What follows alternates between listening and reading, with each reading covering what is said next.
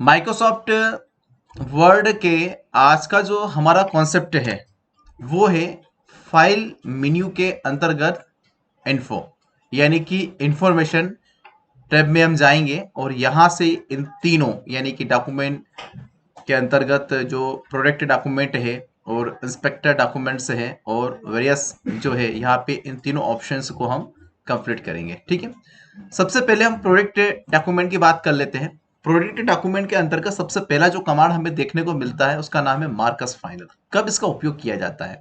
जब किसी डॉक्यूमेंट को कंप्लीट कर दिया जाए और कंप्लीट होने के बाद में अगर डॉक्यूमेंट में फाइनली कोई करेक्शन नहीं करना हो, यानी कि फाइनली करेक्शन भी कर चुके हैं और हमें उसमें कोई चेंजेस नहीं करना हो, उस स्थिति में हमें मार्कस फाइनल कमांड का प्रयोग करना होगा कि सामने वाले को ये दिखाने के लिए कि हम यहां से कंप्लीट कर चुके हैं।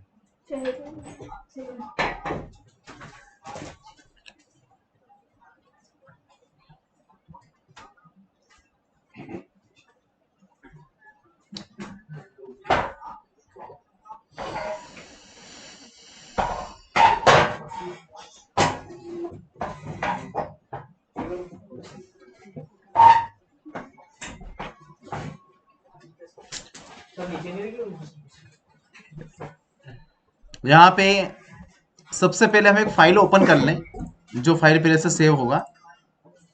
फाइल पे कोई सा फाइल ओपन कर लीजिए। उदाहरण के लिए हमने टेबल ऑफ कंटेंट वाला जो फाइल है वो ओपन कर लिया। यहाँ पे इस प्रोडक्ट कमांड पे जाने के बाद मार्कस फाइनल कमांड पे क्लिक करते हैं और एक बार ओके के लिए बोलेगा। ठीक है, यानी कि अगर सेव नहीं हो तो सेव के लिए बोलेगा, सेव है तो फिर ओके कर दीजिएगा। जब आप यहाँ आएंगे तो यहाँ पे आप एक चेंजेस देखेंगे कि आपके किसी भी इसके अंतर्गत यहाँ पे कि आप कोई भी चेंजेस नहीं कर पाएंगे। जैसे मान लीजिए कि यहाँ से अगर आप डॉक्यूमेंट में चाहें कि हम इसे एडिट करें तो एडिट नहीं हो पाएगा। हम चाहें यहाँ से कि हम इसे डिलीट करना चाहे तो वो भी नहीं कर सकते। आप देखेंगे तो ये सारे कमांड यहाँ से लॉक्ड हो चुके हैं। क्यों?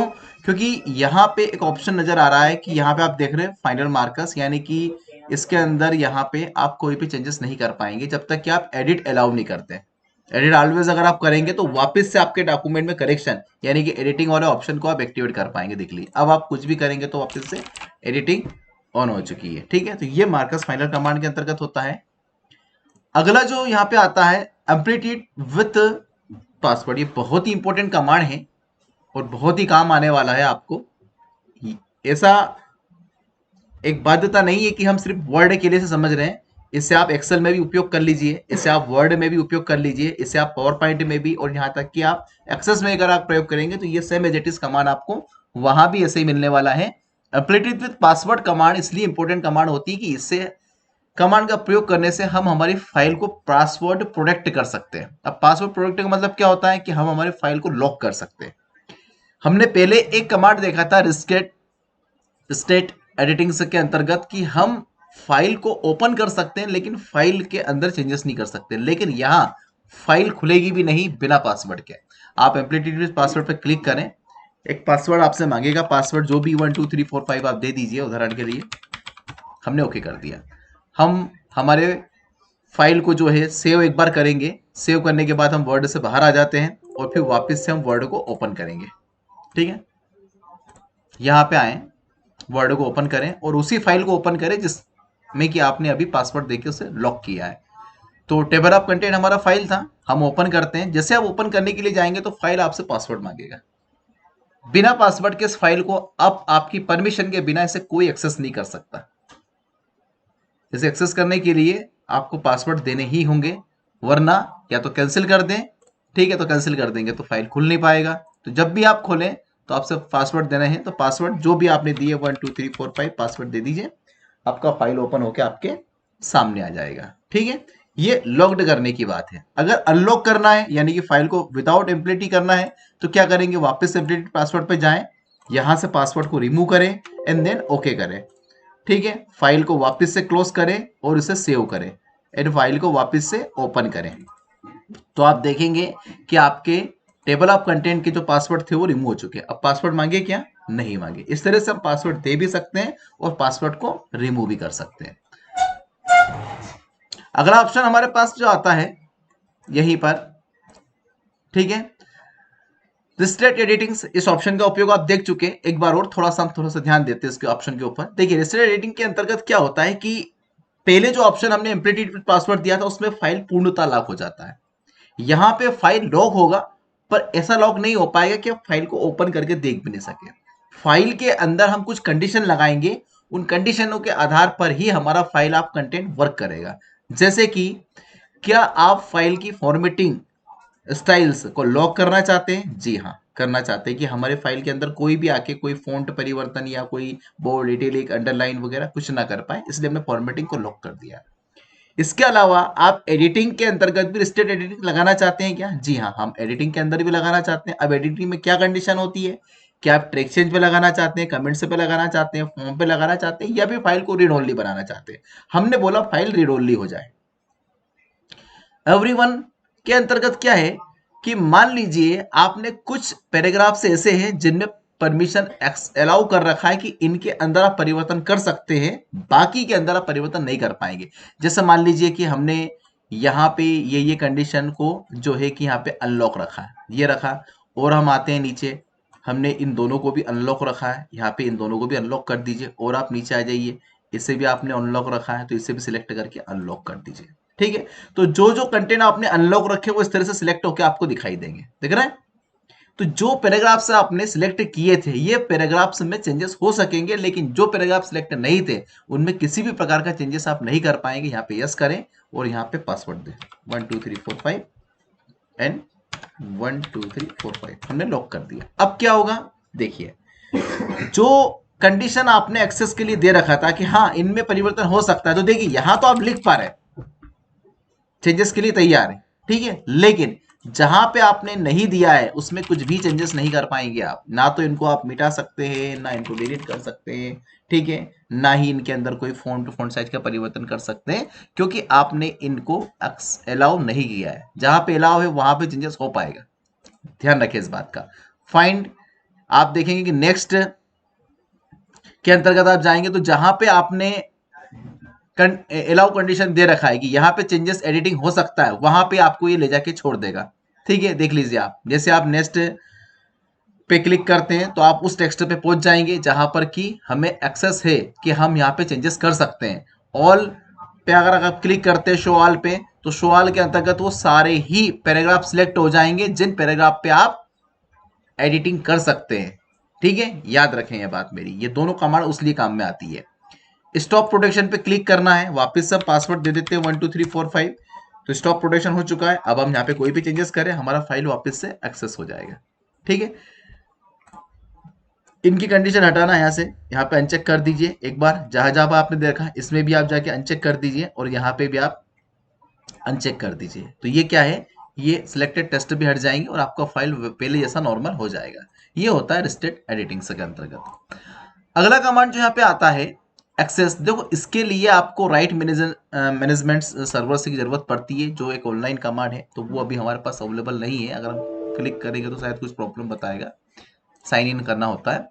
और डिजिटल सिग्नेचर का महत्व क्या है, देखिए आजकल ऐसे सारे ऑनलाइन काम जो वेरीफाई होते हैं, जो वेरीफाई किए जाते हैं, उदाहरण के लिए आपके पहले क्या होता था कि जाति मूल निवासी प्रमाण पत्र हम बनाते थे तो हमें उनको लेके काला पेपर जाना होता था, वहां से वो बन के आते थे। आजकल ऑनलाइन होता है, ठीक है, और ऑनलाइन में भी कुछ घंटों में काम हो जाता है। तो उसके अंदर जो वेरिफिकेशन होता है वो डिजिटल सिग्नेचर की वजह से होता है। ठीक है, यानी कि उस पर जो सिग्नेचर ऐड होते हैं वो किसके होते हैं, डिजिटल सिग्नेचर ऐड होते हैं। तो वहां पर आप किसी भी डॉक्यूमेंट के अंदर अगर आपके डिजिटल सिग्नेचर ऐड करना चाहते हैं, ठीक है, तो उसके लिए हम इस ऑप्शन का प्रयोग कर सकते हैं, लेकिन उसके लिए आपके पास डिजिटल सिग्नेचर पहले से बने हुआ होना चाहिए। डिजिटल सिग्नेचर यहाँ पे कंप्लीट होगा तो ये वर्क करेगा, वरना काम नहीं कर पाएगा। ठीक है, अगली चीज जो आती है यहाँ पे इंस्पेक्टर डॉक्यूमेंट्स, ये बहुत ही अच्छी कमांड है और इसके अंतर्गत एक बहुत अच्छा ऑप्शन हमें मिलता है, इंस्पेक्ट डॉक्यूमेंट। इस कमांड का प्रयोग क्या होता है, क्या होता है कभी कभी वर्ड के अंदर जब हम किसी प्रकार का डॉक्यूमेंटेशन करते हैं तो कुछ टेक्स्ट या कंटेंट ऐसे होते हैं जिन्हें हिडन कर दिया जाता है। हिडन मतलब होता है हाइड करना। जैसे मान लीजिए कि राज सोनी, ये नाम मुझे डॉक्यूमेंटेशन में है पर शो नहीं करना है, तो क्या करेंगे, सिलेक्ट करेंगे, यहां पे आएंगे, इस कमांड पे आएंगे, किसके अंदर, फॉन्ट के अंदर हम आते हैं, यहाँ पे क्लिक करेंगे तो फॉन्ट कमांड ओपन हो जाएगा। इसके अंदर एक ऑप्शन मिलता है हेडर। हिडन ऑप्शन पे आप जैसे क्लिक करेंगे तो क्या होगा, वो टेक्स्ट, वो लाइन हाइड हो जाएगी आपकी, जो आपने सिलेक्ट किया था। अब आपके डॉक्यूमेंट में से और भी चीजें हैं जो हिडन हैं, तो उन हिडन टेक्स्ट को देखने के लिए इंस्पेक्ट डॉक्यूमेंट कमांड का हम प्रयोग करते हैं। इंस्पेक्टेड डॉक्यूमेंट्स पे हम जाएंगे, यहाँ पे क्लिक करेंगे, यहाँ क्लिक करते हैं और यहाँ पे लिखा है यस। यस करें, कमांड खुल के आपके सामने आएगा। आप यहाँ पे इंस्पेक्ट करें तो आप जैसे आप करेंगे तो देख लीजिए यहाँ पे राज सोनी आया लिखा हुआ वापस से, जो हाइड हो गया था।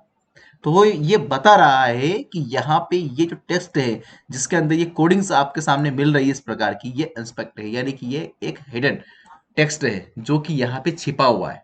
ठीक है, तो ऐसे हिडन टेक्स्ट अगर आपको देखने हैं तो आप यहाँ से कर सकते हैं। ठीक है, आप इसे क्लोज करेंगे तो आपको पता लग जाएगा कि यहाँ पे दे रखा है। उससे वापस देखने के लिए क्या करें, आप इस मार्क वाली कमांड पे क्लिक करें। ठीक है, यहाँ पे आपको क्लिक करना है इस वाले कमांड के ऊपर। ठीक है, ये जो शो एंड हाइड दिख रहा है, शो एंड हाइड, ये शो एंड हाइड का मतलब ही होता है कि किसी भी हिडन टेक्स्ट को यहाँ से शो करने में हमारी मदद करता है।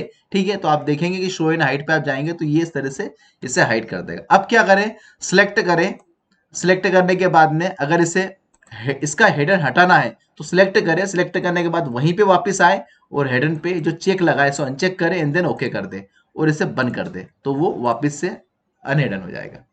ठीक है, इस तरह से हिडन कर सकते हैं, हिडन देख सकते हैं और हिडन को हटा भी सकते हैं। ये तीनों वर्ग जो है हमने इंस्पेक्टर कमांड के थ्रू देखे। वापस से आएंगे यहाँ पे, अगला चीज क्या होता है, चेक एसेसिबिलिटीज। देखो देखो इसके अंतर्गत क्या होता है, कभी कभी क्या होता है कि जब हम डॉक्यूमेंट्स बनाते हैं, क्रिएट करते हैं, तो कुछ गलतियां ऐसी हो जाती है जिन पे हम ध्यान नहीं दे पाते हैं। जैसे कि मान लीजिए हम यहाँ पे गलती से अननेसेसरी स्पेस करके आ गए, हमें ध्यान नहीं रहा, हमने यहाँ पे स्पेस, इतना सा स्पेस आपने कर दिया, ये भी अननेसेसरी स्पेस है जो नहीं होना चाहिए था। ठीक है, आपने यहाँ पे कुछ अननेसेसरी स्पेस कर दिया या और भी आपने कोई फॉर्मेटिंग में गलतियां की हैं, तो ये जो चेक एसेसिबिलिटीज कमांड होती है ये आपको बताती है। यहाँ पे आप क्लिक करें, देखिए बताएगा, यहाँ पे आप क्लिक करेंगे तो वो आपको बताएगा कि कहाँ कहाँ पे क्या क्या गलती आपने, जैसे आप देख रहे हैं, ये आप देख रहे हैं, ये अननेसेसरी स्पेस है, यानी कि ये बहुत ज्यादा व्यर्थ स्पेस आपने दे रखा है जिसकी जरूरत नहीं है। आप इसे यहाँ से डिलीट कर दें तो ये कम हो जाएगा। देखो वो हट भी जाएगा वहां से। यहाँ पे आप क्लिक करेंगे इस जगह पे तो आपको बताएगा, देखो यहाँ पे भी दे रखा है, आप डिलीट कर दें इसे भी। यहाँ पे भी आपने अननेसेसरी दे रखा है, इसे डिलीट आप कर सकते हैं। ठीक है, यहाँ पे भी आपने दे रखा है, इसे डिलीट कर दें, यहाँ पे आपने दे रखा है, इसे डिलीट कर दें, यानी कि ऐसे अनवांटेड स्पेस, अनवांटेड एंटर्स जो कि डॉक्यूमेंट के अंतर्गत जरूरी नहीं थे वो हमसे हुए थे। तो इस कमांड के थ्रू वो ऐसे कोई भी व्यर्थ स्पेस जो होते हैं वो दिखा के और उनको बाद में डिलीट करके कंप्लीट कर सकते हैं। तो ये एसेसिबिलिटीज जो होता है, चेकर्स आपके डॉक्यूमेंट की जो भी एसेसिबिलिटीज होती है उसको कंप्लीट करने में हमारी मदद करता है। बहुत अच्छा कमांड है, जब हम डॉक्यूमेंट बना लेते हैं तब देखने के लिए इसका उपयोग हम कर सकते हैं कि कहाँ कहाँ पे हमने अनवांटेड स्पेस, गलती से ज्यादा स्पेस दे दिया है, क्या किया है, वो आप देख सकते हैं वहां से। ठीक है, इसके बाद अगला कमांड जो इसके अंदर का आता है वो है चेक एसेसिबिलिटीज।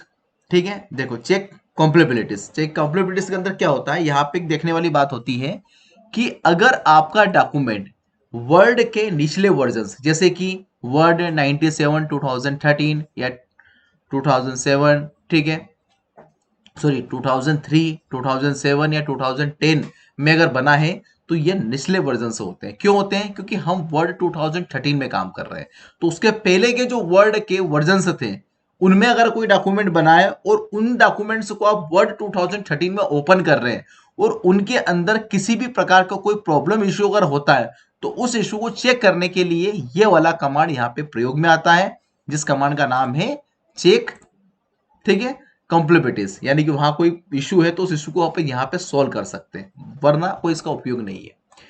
अगला कमांड जो होता है ये बहुत ही इंपॉर्टेंट कमांड है और उसका जो वेरिएशन जो कमांड होता है यहाँ पे जो दे रखा है, यहाँ पे आप आएंगे तो यहाँ पे एक ऑप्शन आपको नजर आएगा रिकवर, ठीक है, अनसेव डॉक्यूमेंट। ये बहुत अच्छा कमांड क्यों है, क्योंकि वर्ड में बहुत टाइम ऐसा होता है कि जब हम किसी फाइल को बनाते हैं तो वर्ड अचानक बंद हो जाता है और क्या होता है कि वो फाइल जो हम सेव नहीं कर पाए वो फाइल चली जाती है, फिर हमें परेशानी आती है कि फाइल को वापस से बनाना होता है।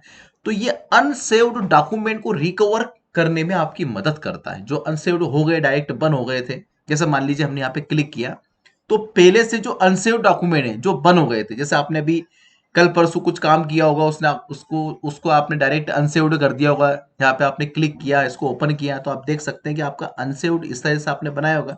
तो ये अनसेव्ड फाइल है जो आपने बनाई लेकिन सेव नहीं किया होगा, आपने चेक किया होगा तो सेव से ठीक है, हे अनसेव्ड। जैसे आपने और भी कुछ डॉक्यूमेंट ऐसे हैं जो कि अनसेव्ड रखे हैं, जैसे यहाँ पे हम वापस अनसेव्ड पे क्लिक करते हैं तो नीचे ये वाला फाइल आप देख रहे हैं, जो आपने लैंग्वेज ट्रांसफर वाले फाइल को चेक किया होगा तो आपने इसे भी अनसेव्ड रखा होगा। देखिए बता रहा है फाइल आपको, देखिए ये अनसेव्ड करके आपने छोड़ दिया, तो ये यहाँ पे रिकवर होके हमारे सामने आया। अगर हम उस समय सेव्ड नहीं कर पाए थे, बंद हो गया था प्रोग्राम, किसी कारण से कुछ प्रॉब्लम हुई होगी, तो यहाँ पे सेव अस कमांड पे जाएं, यहाँ पे क्लिक करें और यहाँ पे वापस से नाम देके उसे सेव आप कर सकते हैं। बहुत ही मस्त भी यूजेबल कमांड है, क्योंकि इससे बहुत टाइम गलतियां होती हैं हमसे कि हम फाइल सेव नहीं कर पाते किसी कारण से, तो आप रिकवर डॉक्यूमेंट पे जाके वापस से वहां से उसे रिकवर कर सकते हैं। ठीक है, तो बहुत अच्छी कमांड है, इस पर आप जरा ध्यान दीजिएगा।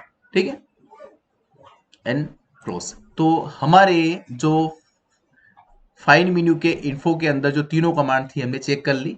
ठीक है, आप इनको चेक कर लीजिएगा, कोई प्रॉब्लम हो तो आप वापस हमसे पूछिएगा। ठीक है, आज के लिए इतना ही, नेक्स्ट पैराग्राफ में हम चलते हैं।